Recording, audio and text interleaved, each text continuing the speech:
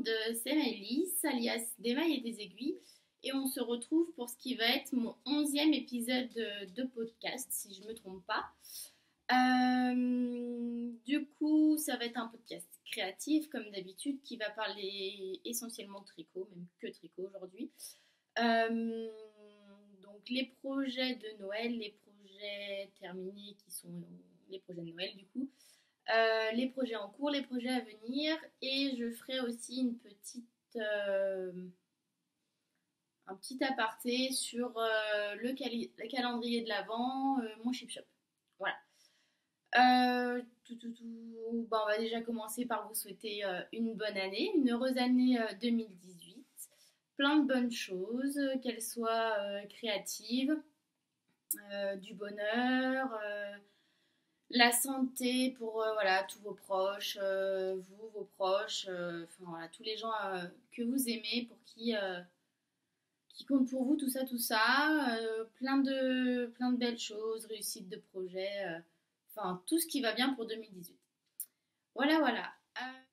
Je vous retrouve juste en cours de montage. Donc en fait, je me suis aperçue que j'avais oublié un truc très important que je vous ai pas dit. La chose étant que je vous remercie pour tous vos commentaires et les nouveaux abonnés. C'est vrai qu'en ce moment là, il y a pas mal de personnes qui s'abonnent à ma chaîne. Donc on est à plus de 530 la dernière fois que j'ai retrouvé les personnes qui sont abonnées pardon, et c'est juste énorme et je voulais vous remercier, je voulais le faire à la fin et j'ai oublié. Donc je vous l'intégrerai je pense au début de la vidéo et du coup on a changé de décor enfin vous allez changer de décor parce que là actuellement on est dans ma salle à manger et vous allez vous retrouver dans mon salon dans pas très longtemps. Voilà, merci encore. Je vous fais plein de gros bisous d'amour et puis voilà. Voilà. Je voulais juste vous en parler aussi enfin, dans l'épisode, enfin dans la partie blabla parce que je sais pas trop où le mettre. J'ai mon chien en fait qui est là comme d'habitude. Il y a Glam qui va faire son cinéma, qui va tourner, qui va être jalouse, tout ça. Donc pour le moment elle est assez calme parce que je la caresse, mais quand j'aurai les mains prises, je vous garantis pas qu'elle soit calme. Bref, alors, je voulais vous montrer du coup ce que mon papa m'a fait pour que je puisse réaliser un des cadeaux de Noël que je vais vous présenter juste après. Donc, ce sont des bloqueurs à chaussettes. Voilà. Donc, on a un peu regardé les patrons sur internet et puis après, bah, je vais donner Glam. Tu commences toi. Hein. Là, coucher ma fille. Coucher mon cœur. Oui. Oui, c'est les bloqueurs à chaussettes. Oui. Pas bouger. Pas... Voilà, bah, je vous l'avais dit, hein, ça n'allait pas durer 10 ans. Donc les bloqueurs à chaussettes qui du coup, voilà, on a trouvé un peu, on a regardé plusieurs patrons sur internet et puis il a fait ça un peu à sa sauce et sur du contreplaqué pas très épais mais bon suffisamment pour bloquer des chaussettes. Je vois plus rien là. Oui, t'es bien gentil mais je peux plus rien faire là. Allez, coucher, pas bouger. Non. Donc voilà. Voilà. Ils sont très bien. Bon, viens là, donne-moi ta souris. Donne la souris, dépêche-toi. Donne à maman. Hop, c'est maman qui garde. Coucher. Couche. Coucher. Oui, t'es pas contente. C'est le seul moyen que je sois sage. Voilà, donc du coup, les bloqueurs à chaussettes, fait maison et qui sont top.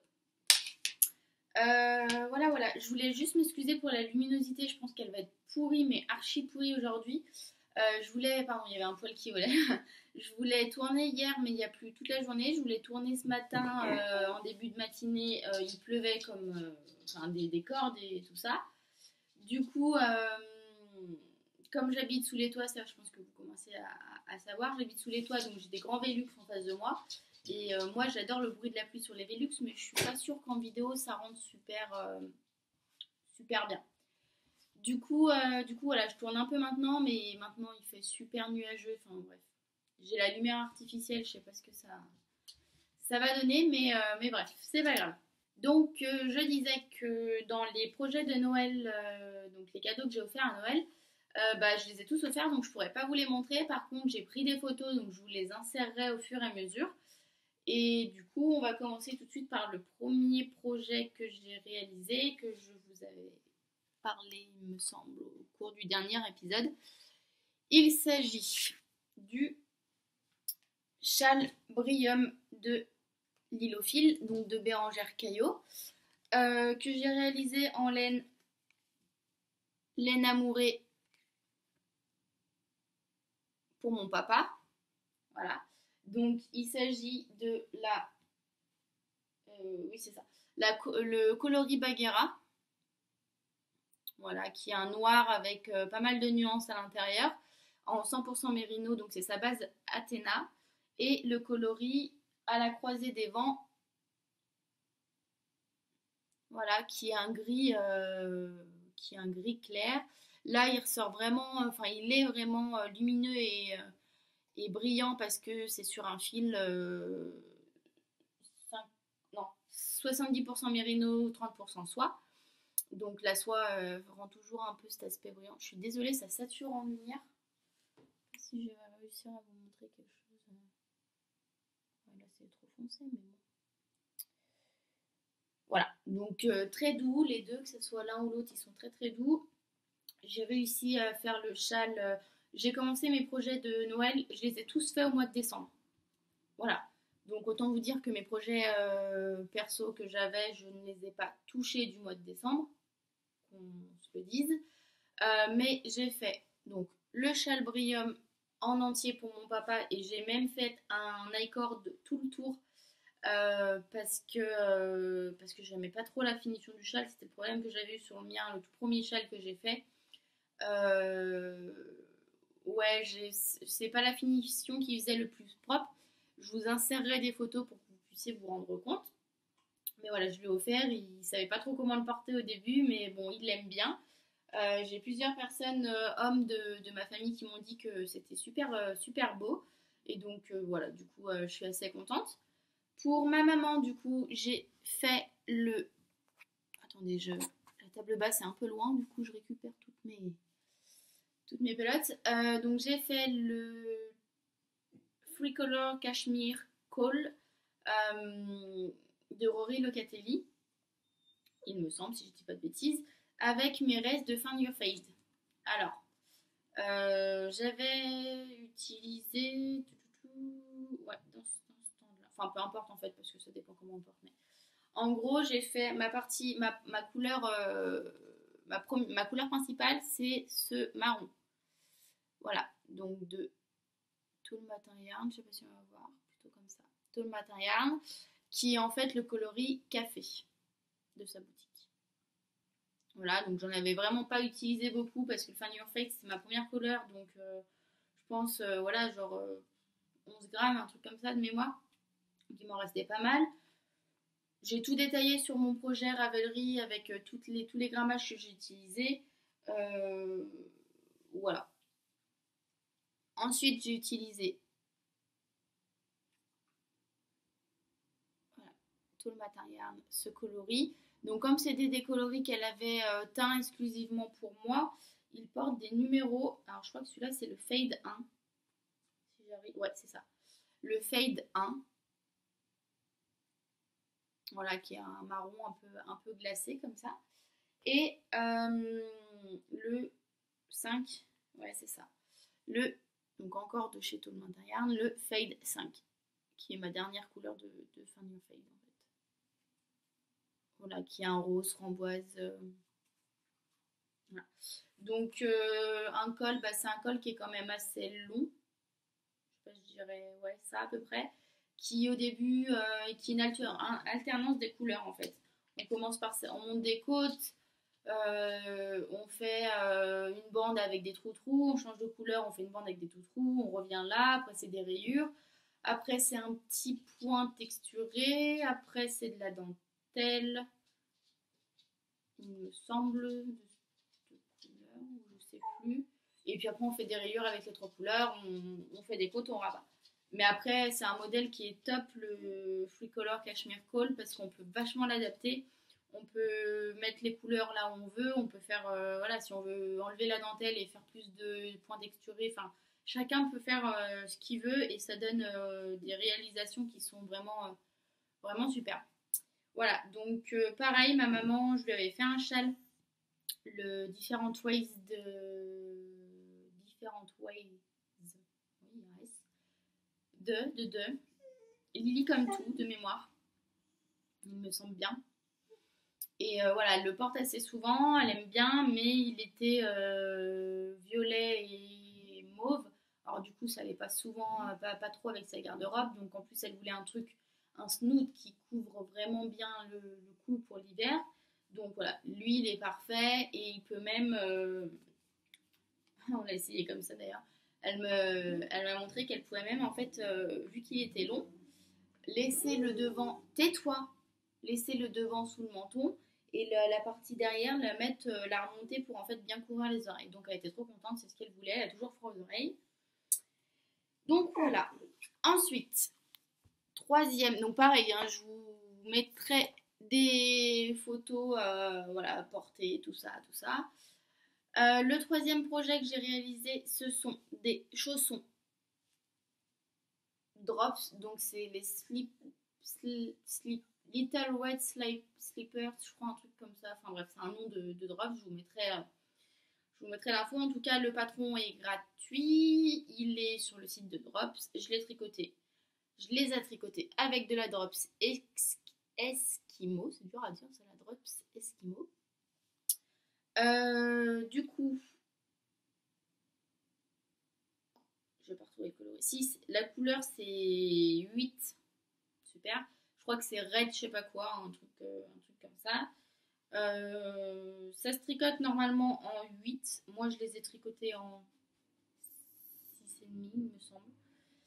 Et voilà. Je vous mettrai. C'est des chaussons, en fait. On fait d'abord le chausson. Bon, le tuto drops, il est vraiment mal fichu parce qu'il y a plein de choses qu'on peut améliorer. Maintenant, ils plaisent, donc je les ai offerts à ma tante. Ils plaisent énormément à ma tante. C'est un chausson en point mousse auquel on relève des mailles pour monter. Enfin, non, on relève même pas les mailles d'ailleurs, on coud. Donc, on tricote le chausson d'un côté, on tricote une grande bande avec deux torsades en fait pour faire le tour du pied et on rassemble tout. Voilà, donc normalement il faut faire une couture sous le pied, sous le chausson. Moi j'ai fait un grafting. Et voilà, je voulais essayer de relever des mailles, tout ça, mais je me suis dit, je vais pas me prendre la tête, je vais faire de la couture, je déteste ça, mais tant pis. Du coup, j'avais commandé 6 pelotes, et il m'en reste une et la moitié d'une. Voilà, donc je sais pas ce que je vais pouvoir faire avec ça, sachant que j'ai peur que la laine bouloche quand même pas mal. C'est la laine recommandée par le patron que j'ai pris, donc on verra, je lui demanderai à l'usage. Mais j'ai peur qu'en marchant et tout, comme ça va être ces chaussons de maison, en fait, j'ai peur qu'au bout d'un moment ça s'use, ça fasse des trous ou je sais pas trop quoi. La laine, c'est une laine c'est une laine mèche en fait, et moi j'aime pas trop les laines mèches. C'est ça je sais pas comment vous dire, ça se, comme ça là, ça passe assez filoche, mais ça, on peut en enlever des parties, des fois on sait pas pourquoi, trop, enfin, ou alors on tricote les mailles et trop de frottement et on a des bouloches qui s'en vont, enfin bref. Je suis pas énormément fan de la laine, par contre je suis fan du résultat et je suis fan du rendu. J'ai cousu deux petits boutons rouges, donc ils sont vraiment à fond dans l'esprit de Noël et ça c'est top. Voilà, voilà. Sinon, oui, je suis en train de toujours toucher mes cheveux, je sais, mais en fait je les ai fait couper. Et j'avais pas refait de podcast depuis que j'avais fait couper mes cheveux, et du coup c'est bizarre. Enfin, bref, faut que je les remette en place et je peux pas m'en empêcher. Dernier projet terminé, ce sont des moufles que j'ai réalisés pour mon grand-père. Voilà. Ce sont donc c'est le patron de Tin Can Knit. Il s'appelle The World's Simplest Mittens.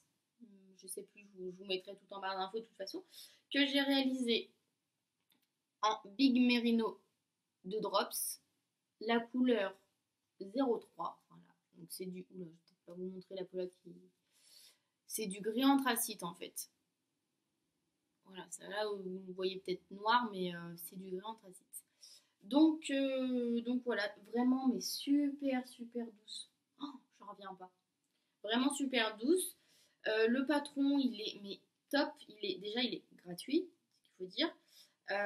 Et il est top. En fait, bon, il est en anglais, mais honnêtement, il est super compréhensible.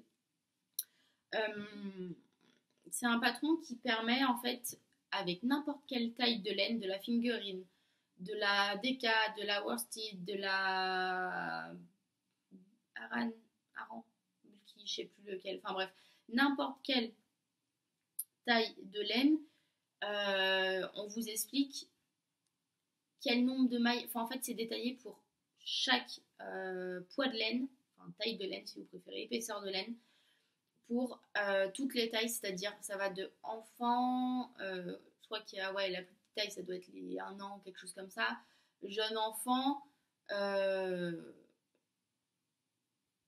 fait child, toddler, je crois, un truc comme ça. Enfin bref, en gros on peut courir toutes les tailles, après il y a S, M, L, je crois, en taille pour adultes. Et honnêtement, enfin, il est top parce qu'on couvre toutes les tailles dans tous les poids de laine. Donc en fait, qu'importe la taille enfin, pour qui vous faites ce permitaine et avec quel type de laine, et ben vous avez le patron. Voilà. Donc en plus gratuit et il est vraiment bon. Après elles sont toutes simples, mais il est vraiment bien expliqué. Comme pour les chaussons à la fin, en fait, vous montez les côtes, vous augmentez pour le pouce, vous laissez en attente le pouce, vous continuez tout droit comme ça en rond pour les doigts. Une fois arrivé en haut, en fait, on vous dit genre de passer le fil, de laisser, je sais pas moi, 8 mailles et de passer le fil à l'intérieur. Sauf qu'à chaque fois, je trouve que ça fait un truc au bout, c'est pas agréable du tout. Donc moi, j'ai pareil, je fais un grafting en fait. Et après, vous reprenez le pouce et pareil, vous rentrez. Donc là, j'ai fait un grafting sur 3 mailles, un truc qui sert à rien. J'aurais pu faire une couture, je pense. Mais je me suis dit, autant faire ça nickel. Donc c'est la seule chose du patron que j'ai modifié. Et, et voilà. Donc super top. J'avais peur pour parce qu'en fait, il est en inch. Donc après, moi, j'ai un mètre ruban qui fait centimètre d'un côté plus inch de l'autre. Donc au final, moi, ça m'importait peu. Peut-être que le patron, il disait 8 inch. Bah, je regardais sur mon ruban combien ça faisait de centimètres, par exemple. Et au final, j'avais peur que ça aille pas à mon grand-père qui a quand même des mains assez grosses. Donc je les ai... Enfin, assez grosses. Il a des mains d'homme, quoi. Je les ai essayées au fur et à mesure sur les mains de Guillaume, mon copain, et ça allait. Et une arrivée, quand il les a déballées, il les a essayées, nickel. Voilà. Donc, super simple. J'ai dû mettre, allez, 3 soirs en tout pour faire les demi-taines. Pour les chaussons, j'ai dû mettre. Si, j'ai mis un peu plus longtemps parce que la bande de torsade, ça me barbait un peu. Mais bref, j'ai tout réussi à faire rentrer dans les clous en commençant le 2 ou 3 décembre. J'ai fini le 23 décembre. Donc en 20 jours, j'ai fait 4 projets pour Noël. Du coup, j'ai absolument pas avancé les miens comme je vous l'ai déjà dit. Mais je suis plutôt contente, ils ont tous plu. Et, euh, et voilà quoi. Au moins, c'était du fait main. Non, j'ai plus rien à vous montrer. On va passer du coup au projet en cours.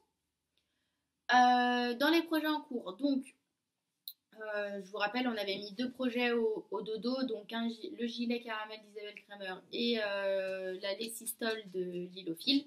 Je les ai mis au dodo, je les reprendrai un peu plus tard, la lessistole notamment au printemps. Le gilet, je ne sais pas quand l'envie m'en prendra. Pour le moment, j'ai avancé le Silver Tweed de Nadia Crétin-Luchène. Alors, je vous avais dit que j'en avais marre, je devais faire des manches, tout ça, tout ça, tout ça, tout ça.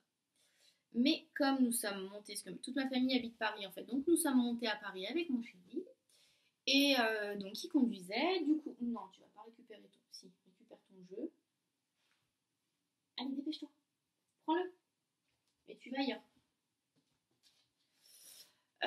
Du coup, il conduisait, donc moi à côté, bah, et j'ai tricoté, hein, bien évidemment. Donc, au final, j'ai avancé. Donc, j'ai réussi à vous le mettre dans le bon sens. Donc, la dernière fois que je vous l'ai montré, je pense que j'en étais à peu près, je sais pas moi, là, enfin, j'étais à la première séparation de ma pelote. Bah, c'est simple.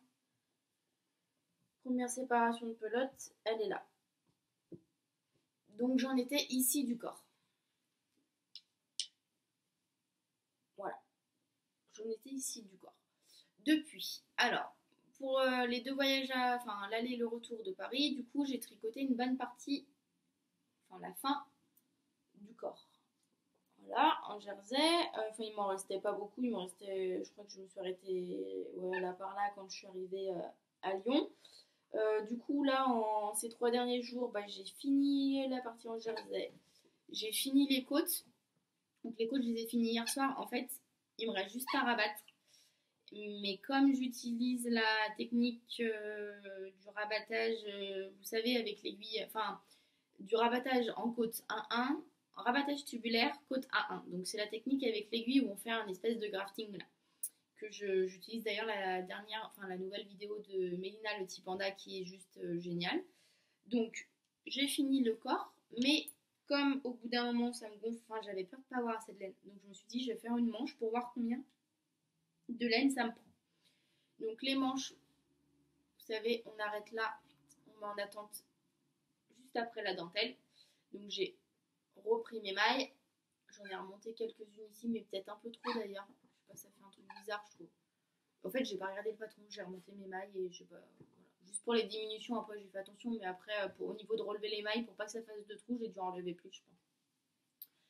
Et j'ai tricoté toute ma manche et j'ai fait mes côtes, mes 5 cm de côte à la fin, que j'ai rabattu avec la méthode. Oula, il doit y avoir un peu de poil parce qu'il a traîné sur le canapé. Hop. Bon, ça a l'air mieux. La méthode du rabat tubulaire, pardon. Donc la méthode du rabat tubulaire, c'est juste que ça fait une finition, vous voyez, hop, ça fait comme si ça continue à l'intérieur. Si je vous montre là, ah mais je vais pas réussir. Si je vous montre là, on dirait que ça continue à l'intérieur. Voilà, voilà. Donc je vais vous le passer pour que vous puissiez vous rendre compte. Et en gros, il me reste que cette manche à faire.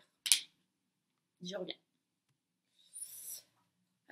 Du coup, voilà, je vais juste passer derrière le canapé pour que vous puissiez voir en entier, ce qui sera plus simple. Alors, hop, j'ai posé ma pelote parce que du coup, elle est encore attachée. Donc, il y a le câble qui fait bizarre là. Bon, ça fera plus quand il y aura le câble, hein, mais voilà, en gros, ça donne ça. Si je le sens, parce que comme la manche n'est pas tirée, ça donne ça.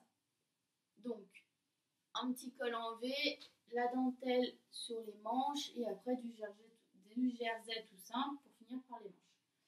Voilà. Au niveau de la longueur, je le trouve bien. J'avais peur qu'il soit trop long. Au début, j'avais peur qu'il soit trop court. Donc, j'ai un peu rallongé. Puis après, je me suis dit non, rallonge pas parce que bon, tu fais quand même qu'1m55 ma cocotte. Ça sert à rien de rallonger non plus, ça va te faire une robe.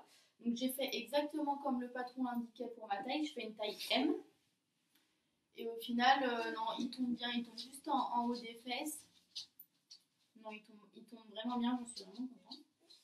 Donc, il me reste du coup qu'une manche à faire.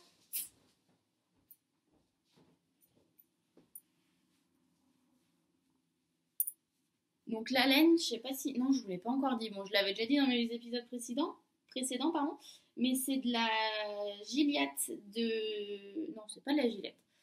N'importe quoi. C'est de la Ulysse. Je dis pas de bêtises. De la Ulysse de Dererum Natura et c'est le coloris argile.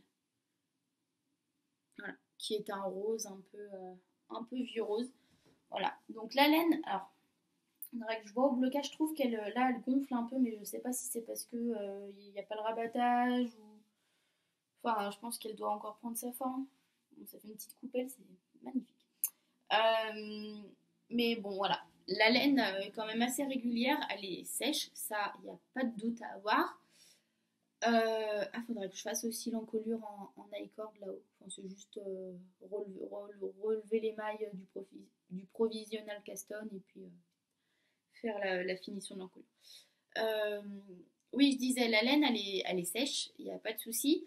Moi, je trouve qu'elle pique un peu, honnêtement.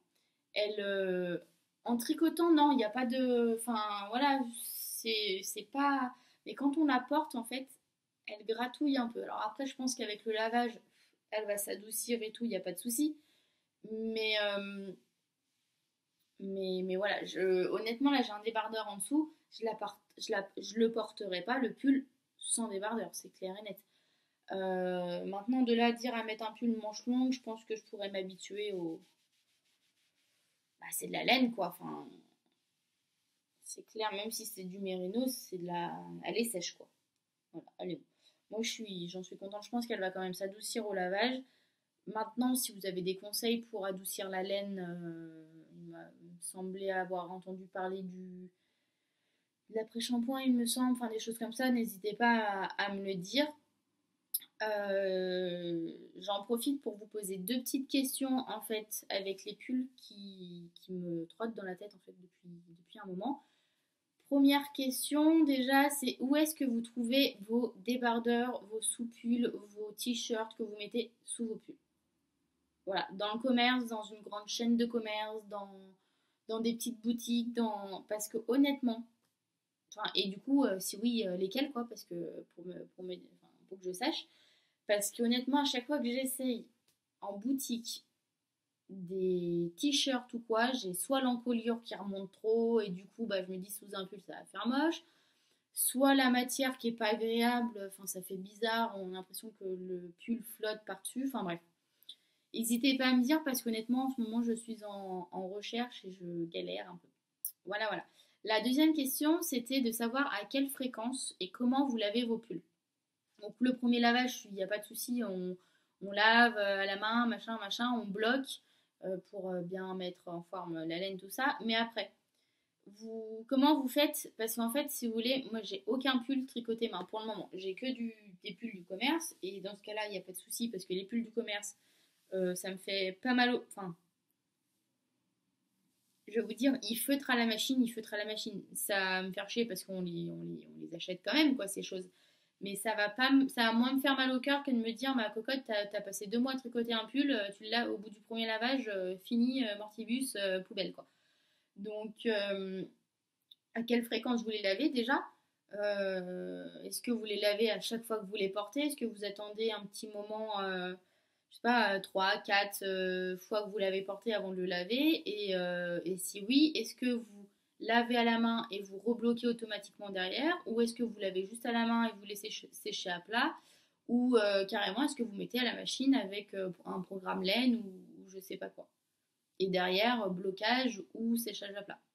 Voilà, juste dites-moi parce que j'en ai strictement aucune idée. J'ai envie de me faire plein de pulls, j'ai prévu plein de pulls, mais je sais pas comment, entre guillemets, les entretenir derrière.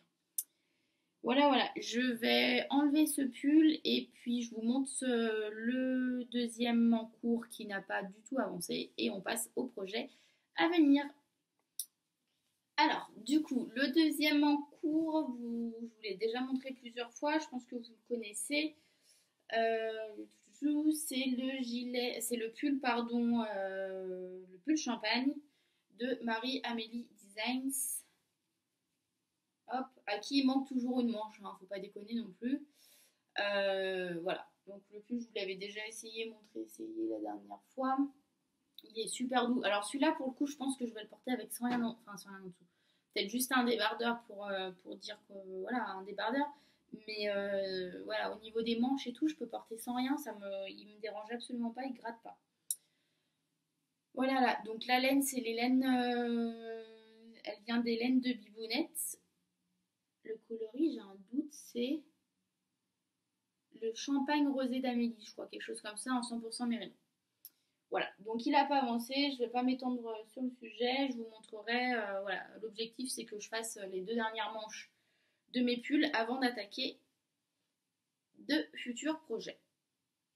Voilà, voilà, je l'ai repris. Et du coup, ce qui me permet de faire la transition avec les projets à venir et en même temps un petit peu les achats. Je vous avais, alors, comment vous dire 2018, en 2018, là, je pense que j'ai un peu craqué sur les inscriptions au CAL. Je crois que je suis déjà inscrite à 4 CAL et du coup, j'ai essayé d'organiser mes projets, puisqu'à chaque fois, les projets peuvent compter pour les autres CAL. Donc, comment vous expliquer? J'ai essayé d'organiser mes projets. J'avais fait une liste de tous les projets que j'aimerais faire en 2018 avec une partie et en dessous une autre liste avec les laines que j'avais et du coup les projets associés. Donc j'ai déjà intégré dans les cales et dans les thèmes les projets que j'avais envie de faire et dont j'avais la laine. Donc, par exemple, je vous rappelle la Malabrigo, si je mets le truc devant la bouche, vous n'allez rien entendre. La Malabrigo Sock, le coloriste c'est Tiziano Red que je vous avais déjà présenté la dernière fois. Lui, par exemple, il va aller il va toujours avec le pull Astrantia de Amélie Designs. Il fait trop de bruit ce chien. Et voilà. Et du coup, j'ai fait rentrer, quand je le tricoterai, je le ferai rentrer dans le thème en pleine mer de quelque chose du calculture de pelote, donc en pleine mer de popcorn en l'occurrence pour ce pull-là. Et du coup, ce qui me permet de le faire entrer aussi dans d'autres cals. Donc, je participe au cal mon tout premier, au cal au fil des saisons et le cal bye bye no bye. Voilà, donc si vous voulez des infos, vous n'hésitez pas à m'envoyer un petit message parce que de tête, je me souviens plus des pseudos de toutes les organisatrices, tout ça. Mais il y a pas de problème, vous me dites, vous me demandez et je vous dirai avec grand plaisir. Donc ça, par exemple, lui, il est casé. Ensuite, il y avait les trois écheveaux de Les Pieds dans le sable de Lena Mouri, en base 100% Mérino, en base d'Athéna. Donc je vous rappelle, voilà, c'est ce coloris-là. Alors, je vous avais dit que je voulais faire le pull Pigamon de Marie-Amélie Designs encore, mais que je ne savais pas trop, tout ça, tout ça. Du coup, j'ai pas choisi.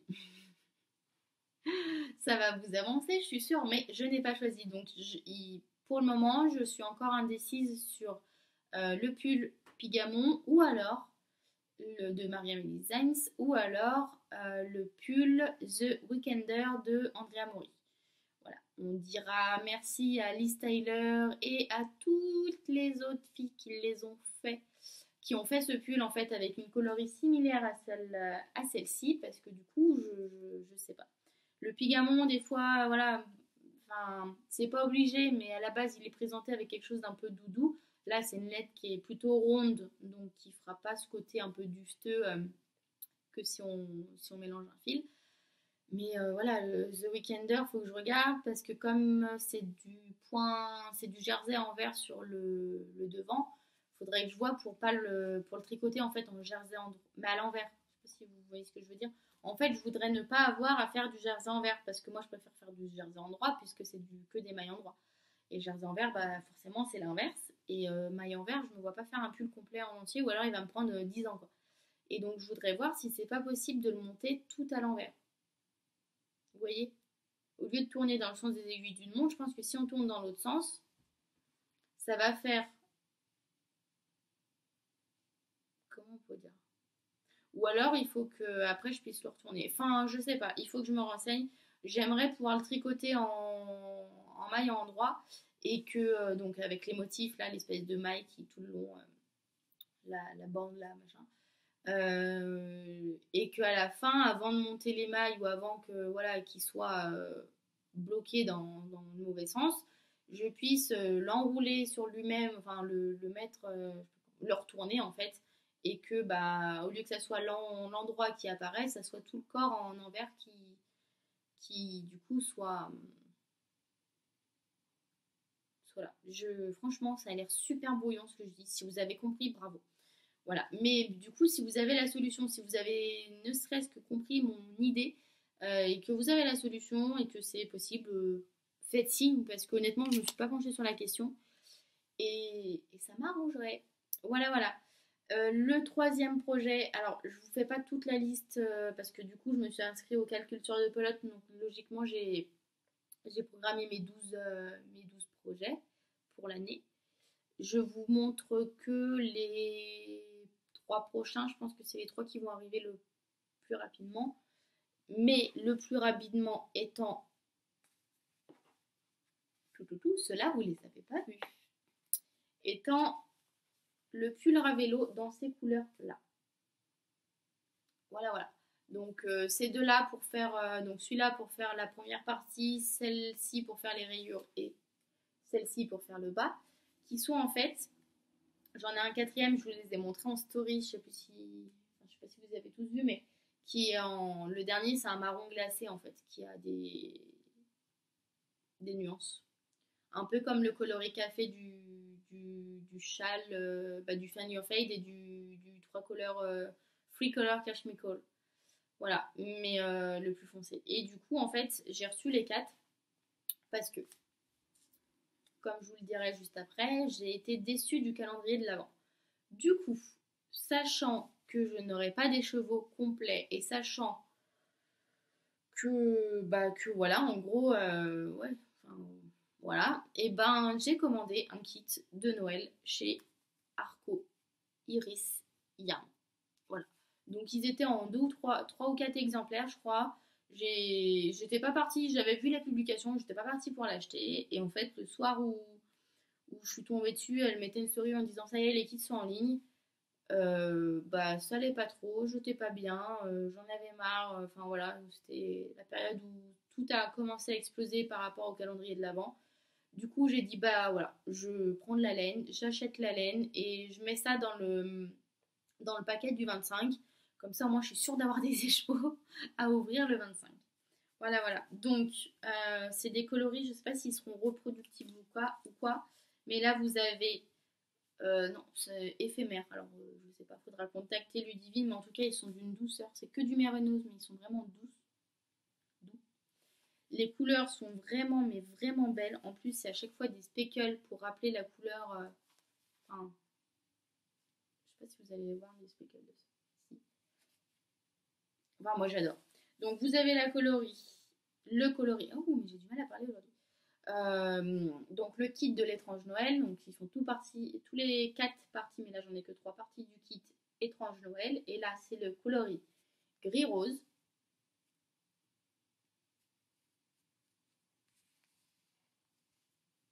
Voilà. Celui-ci c'est le coloris rouge. Alors on s'entend, il n'est pas aussi rouge que ça. C'est plus rosé. Plus rose framboise plutôt que rouge. Voilà. Les couleurs sont pas tout à fait les bonnes. Et le dernier, c'est le coloris Nausicaa, que j'avais déjà eu du mal à vous faire ressortir sur la story, mais qui est en réalité, je sais pas, un bordeaux. Ouais, c'est pas top non plus. Un bordeaux un peu violet. Voilà, et bordeaux quoi. Donc je vais faire mon Ravello avec ces 3 couleurs. Et je pense que ça va être le premier projet de l'année. Et donc Laura Vélo, pour ceux qui ne le connaissent pas, je mettrai une photo et il me semble que c'est Isabelle Kremer qui l'a designé de mémoire. Voilà, voilà. Donc j'ai fait le tour de tous les projets, tout ça que j'avais à vous montrer. Sur ce, je vous dis à très bientôt. Je vous fais plein de gros bisous, plein de belles choses, plein de... Euh, comment dire, de loisirs créatifs, tricot, couture, broderie, crochet, tout ça, filage et compagnie. Moi, je vais retourner, je pense que vous avez vu un peu le bazar là, qui est là, mais c'est entre guillemets normal, c'est parce que j'ai un devoir à rendre cet après-midi pour mon BTS par correspondance. Donc je coupe la vidéo et je me mets tout de suite à ce devoir et je vous dis à très bientôt sur les réseaux. Bye bye!